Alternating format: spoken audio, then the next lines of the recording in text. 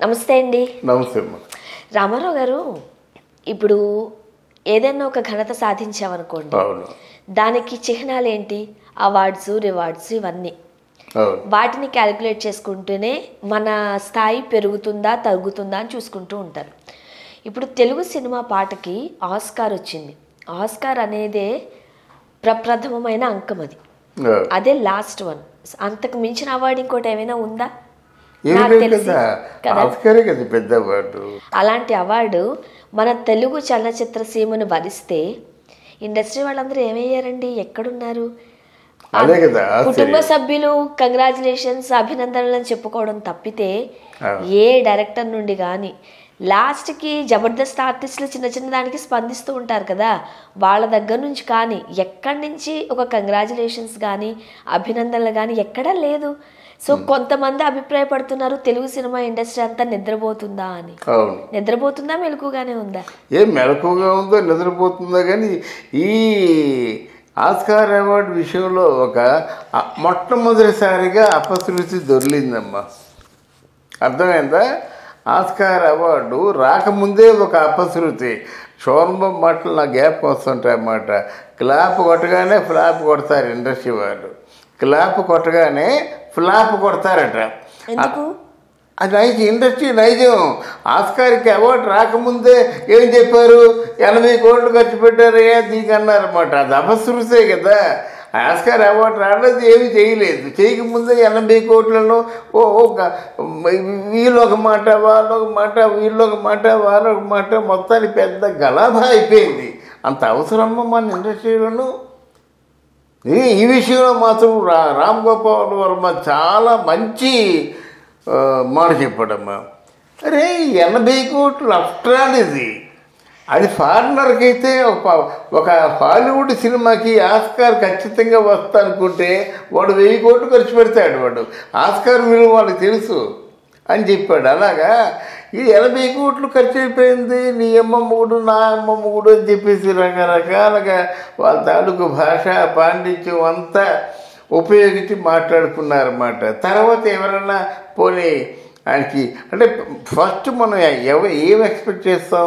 ఒక సురేష్ బాబు లాంటి వాళ్ళు అభినందనలు చెప్పాలి, ఒక దిల్ రాజు లాంటి వాడు అభినందనలు చెప్పాలి, లేకపోతే ఒక స్రవంతి రవికిషోర్ లాంటి వాళ్ళు అభినందనలు చెప్పాలి. అంటే సినిమాని విపరీతంగా ప్రేమించే వ్యక్తులు వీళ్ళు. అంటే ఇప్పుడు స్రవంతి రవికిషోర్ అంటే ఆయన బ్రతికిందే సినిమా కోసం. దిల్ రాజు, లేకపోతే సురేష్ బాబు, లేకపోతే త్రివిక్రమ్ శ్రీనివాసు, సుకుమారు, హరీష్ శంకరు, ఎవరైతే కొంచెం లైమ్ లైట్లో ఉండి కొంచెం సక్సెస్ఫుల్ ట్రాక్ మీద ఉన్నారో వాళ్ళందరూ అభినందనలు చెప్పాలి కదా. మరి ఎందుకు చెప్పలేదు? ఇప్పుడు 3వ రోజు అయిపోతుంది, ఎప్పుడు చెప్తారు? కనీసం అంటే వీళ్ళు రాజకీయ నాయకులు వాళ్ళకి ఎన్ని పనులు ఉన్నప్పుడు కేసీఆర్ చెప్పాడు, చంద్రబాబు నాయుడు చెప్పాడు, జగన్మోహన్ రెడ్డి చెప్పాడు, వీళ్ళందరూ అభినందనలు చెప్పారు. వీళ్ళందరూ చెప్పినప్పుడు కూడా వీళ్ళకి అభినందనలు చెప్తామన్న ఆలోచన ఎందుకు రాలేదో నాకైతే అర్థం కావడం లేదు. వీళ్ళందరూ విన్నారా ఈ వార్తను? వెళ్ళలేదా? ఛానల్స్లో చూసారా లేకపోతే చూడలేదా? ఆస్కార్ రావడం వీళ్ళకి ఇష్టం ఉందా, ఇష్టం లేదా? మరి ఇష్టం ఉంటే వాళ్ళ తాలూకు ఆనందాన్ని వ్యక్తం చేయాలి కదా. తెలుగు పరిశ్రమ ఏమిటి? వారు మంచికి స్పందించిపోయి చెడ్డకి అంటే ఒక బాధాకరమైన విషయం, ఓ జమున్ లాంటి వాళ్ళు చనిపోయినప్పుడు ఎవరూ స్పందించలేదు. ఒక కళా తపస్వి విశ్వనాథ్ గారు లాంటి వాళ్ళు చనిపోయినప్పుడు ఎవరూ స్పందించలేదు. మళ్ళీ వాళ్ళ తలుపు ఆ తలుపులు మనకు వస్తాయా? ఆ ముఖాలు చూడగలమా? చివరిసారిగా చూసి ఏదైనా మన మనసులో ఉన్న మాట చెప్పాలి కదా. ఆ జముల గురించి చెప్పాలి కదా. వాళ్ళు తక్కువ సేవలు చేశారా? వాళ్ళకి ఏదో ప్రభుత్వ లాంఛనాలతో వాళ్ళకి గౌరవం ఇవ్వాలని పోరాటం చేయాలి కదా. అసోసియేషన్ నిద్రపోతుంది, మరి ప్రొడ్యూసర్స్ కౌన్సిల్ అని పెద్ద మీసాలకు సెంట్ రాసుకొని మాట్లాడుతుంటారు. ఇట్లాంటివి అనిపించలేదా? మరి ఈరోజు ఏం చెప్పింది ప్రొడ్యూసర్స్ కౌన్సిల్? ఫిలిం ఛాంబర్ ఏం చెప్పింది? అసోసియేషన్ ఏం చెప్పింది? దీనికోసమైనా పెద్ద గొడవ పెట్టేసుకొని మా అసోసియేషన్లో ఎలక్షన్ల కోసం మీసాలకు సంపెంగను రాసుకొని కయ్యానికి కాలు దువ్వి పోరాటం సాగించారు. దేనికోసం? ముందు చెప్పొద్దండి. మా తాలూకు ఎన్టీఆర్, మా తాలూకు రామ్ చరణ్ వెళ్ళారు లాస్ ఏంజల్స్లో ఉన్నటువంటి ఆస్కార్ డేస్ మీద ఏమో సెంటర్ ఆఫ్ అట్రాక్షన్ అని ప్రపంచ దేశాలన్నిటి మధ్యలో కూడా వీళ్ళు సెంటర్ ఆఫ్ అట్రాక్షన్గా నిలిచారంటే ఎంత ఆనందం అమ్మా. ఆనందాన్ని వ్యక్తం చేయొచ్చు కదా. ఇన్ని ఛానల్స్ ఉన్నాయి. ఉదయం లేచినట్టే వందలాది ఛానల్స్ ముందు తిరుగుతున్నాయి. అంతకుముందు మేమున్న రోజుల్లో పిలిపించుకోవడం అది మా దగ్గర రావడం, వచ్చి మాట్లాడేవారు. ఇప్పుడు అలా కాదు కదా, మీ చుట్టూ తిరుగుతున్నారు. ప్రెస్కు ప్రవేశం లేదు అని బోర్డు పెట్టే దౌర్భాగ్యపు పరిస్థితి ఇప్పుడు ఏర్పడింది. ప్రెస్కు ప్రవేశం లేదట. అంతే కర్మ పట్టింది. ఎవరైనా అడిగేవాళ్ళు అప్పుడు లేరు. అంతే. ఆ షార్ట్ కట్లో ఇంకెవరి ద్వారా చెప్పించుకొని వెళ్ళిపోయి వాళ్ళు ఇన్ఫర్మేషన్. కాదు, ఏమైనా అడిగినా అది పొలిటికల్ పార్టీయా లేకపోతే సినిమా ఇండస్ట్రీయో పక్కకు పెడితే కేసులు పెట్టేస్తున్నారు కదా. మీ మీద కూడా పెట్టారు కదా కేసు. అదే అండి. ఒకవేళ ఏదైనా అడిగినట్టయితే కేసులు పెడుతున్నారు. అంటే ఏంటి, ఒక క్లాసులో టీచర్ మీద కేసులు పెడతారా? మనం కూడా టీచర్లు లాంటి వాళ్ళమే. టీచర్ ఏం చెప్తాడు, ఇంకా ఈ అబ్బాయి ఈ బిడ్డక బాగా చదువుకోవాలి, బాగా పెరగాలి, ఇంకా విద్య బాగా నేర్చుకోవాలి, మన ప్రపంచ దేశాలకు పేరు తేవాలి అని ఎన్నో కోరుకుంటాడు. తప్పొప్పులు చెప్తాడు. మనం చెప్పింది కూడా అదే. తప్పొప్పులు చెప్తాం. వాడు ఇంకా బాగుండాలని చెప్తాం. ఇండస్ట్రీ ఇంకా బాగుండాలని కోరుకుంటాం. వాడు ఇంకా సంపన్నుడు కావాలని కోరుకుంటాం. అంటే ఇలా కోరుకున్నోడికి వేసే శిక్ష జైలా. ఎంత అన్యాయం అండి.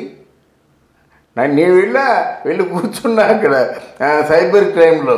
తెరా చూస్తే అక్కడ సైబర్ క్రైమ్లో ఉన్నటువంటి ఏసీబీ ప్రసాద్ గారు నాకు ఎంతో ప్రేమపూర్వకంగా రిసీవ్ చేసుకున్నారు అనుకోండి. ఇంతకీ నేను చెప్పొచ్చేది ఏంటంటే, వీళ్ళు వాళ్ళ తాలూకు వ్యక్తిత్వాన్ని తెలియపరచుకోవాలి. తెలుగు సినిమా తాలూకు ప్రతిభను ప్రపంచానికి చాటి చెప్పాలి. తెలుగు సినిమాలో ఉన్న ఐకమత్యాన్ని, సంఘీభావాన్ని కూడా ప్రపంచానికి చాటి చెప్పాలి. మన భారతదేశానికి కూడా చాటి చెప్పాలి. అరే, ఓ పక్క పార్లమెంట్లో త్రిపుల్ మీద చర్చ జరుగుతుందమ్మా.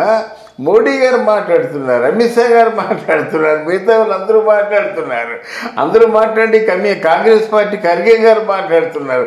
వీళ్ళందరూ మాట్లాడుతుంటే మన తెలుగు ఫీల్డ్లో ఉన్నటువంటి ప్రముఖులకి ఏమైందమ్మా? నాకు అర్థం కావడం లేదు. అయ్యా, దయచేసి నోరు ఇప్పండి, అభినందించండి. మళ్ళీ అవకాశం మళ్ళీ ఎప్పుడు వస్తుందో తెలీదు. ఆ రాజమౌళి అంటే పుణ్యం అంటూ ఆస్కార్ అవార్డు వచ్చింది కనుక మీరు మనసారా అభినందించి ప్రపంచానికి చాటి చెప్పండి. మేమంతా ఒకటే, ఇదొకటే కాదు, ఆనవాయితీగా ప్రతి సంవత్సరం కూడా ఒక ఆస్కార్ మేము గెలుపొందుతామని ఛాలెంజ్గా చెప్పండి అని మనస్ఫూర్తిగా కోరుకుంటూ. ఇప్పుడు పుష్ప 2 వస్తుందండి. ఆ పుష్ప 2 కూడా పాన్ ఇండియా మూవీ అవుతుంది. సో అందులో ఉన్న క్యారెక్టర్ తగ్గట్టు లేకపోతే వేరే దానికో కూడా ఆస్కార్కి వెళ్ళింది అనుకో, సుకుమార్ని ఎవరు కంగ్రాట్స్ చేయరా? అదే అంటున్నా నేను. ఇప్పుడు వీళ్ళు మేమంతా ఒకటే అనేటువంటి భావన రావాలి. డైరెక్టర్స్ వాళ్ళు సపోర్ట్ చేసుకోవట్లేదు, హీరోల్ని తోటి హీరోలు సపోర్ట్ చేయడం లేదు. ఎవరికి వాళ్ళే యమునా తీర అన్నట్లుగా అయితే ఇండస్ట్రీ అంతా ఒక కుటుంబంగా ఉండాల్సింది పోను ఎవరి దారి అదే, అయితే ఎవరి గదులు వాళ్ళే అన్నట్లుగా వెళ్ళిపోతూ ఉంటే మంచి పరిణామమే అంటారా? ఇది ముమ్మాటికి మంచి పరిణామం కాదు. ఇంకా టైం ఉంది కనుక ఎప్పటికైనా మారి ఒక జాతరలాగా, ఒక సంబరంలాగా, ఫెలిస్టేషన్ లాగా చేసుకుంటే బాగుంటుంది. Thank you so much. Thank you అమ్మా.